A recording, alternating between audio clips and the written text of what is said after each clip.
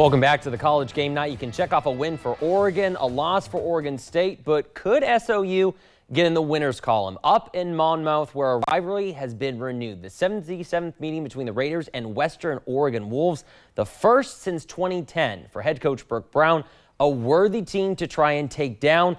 Raiders looking to keep up that momentum going in after dropping 59 points a week ago behind Dom Montiel and Gunnar Yates. Montiel looking for some of that same magic, the fumble, but then somehow finds Donovan Glover through traffic. Incredible play. The Raiders, though, miss an opportunity to put points on the board off the missed field goal. That sets up Kai Noah Jones, who rolls to his right and sees all of that beautiful green grass in front of him. Easy touchdown for the Wolves as they strike first.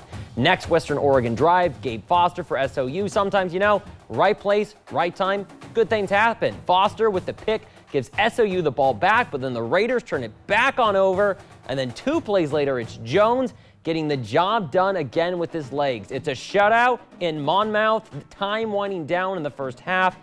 Jordan McCarty in for Jones, finds Eric Gonzalez Behar for the tutty, and it's all Western Oregon. SU said they wanted a challenge, and they got one. So not a lot of offense in the first half for the Raiders, as Montiel throws for just 95 yards, no touchdowns in the 1 pick. Gabe Foster on the defense, of course, had the interception for the Raiders, and that was really the only bright spot. For the Wolves, Jones just 33 yards through the air, 2 touchdowns on the ground before exiting the game with an injury. So the Raiders needing to make a lot of adjustments heading into the second half. The defense clearly getting that message at halftime. Raiden House on the defensive side.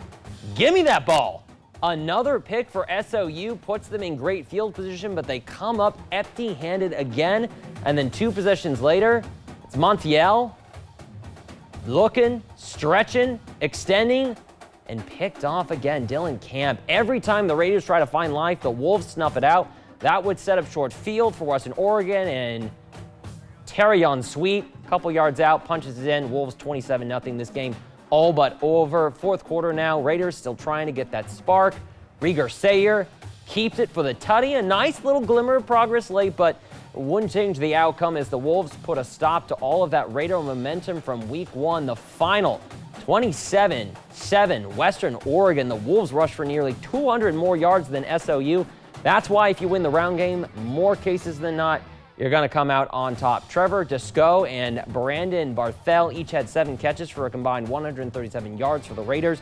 Braden House, Gabe Foster each had an INT, while Montiel gets picked off 3 different times. So not the result you want to see as a Raider coach, a player, or a fan for that matter. But you have to remember, this was a step up for SOU, punching up to the D2 level. The defense came with a couple takeaways, a good sign for coordinator Tyler Stinn and his squad heading into a tough matchup at home against 11th ranked Montana Tech and the Ore Drillers. Not this coming weekend, the next one. One thing Burke Brown and his team are going to be focusing on during this upcoming bye week, getting the offense going earlier. A little too shaky through 3 quarters, even with Montiel and the crew getting on the same page in the 4th quarter to set up their one and only score for the day. We also should be looking out for more of Gunnar Yates to get involved after just 6 touches on the day, 2 total yards in this loss. A bye week can always do wonders, but only if a team puts in an effort. So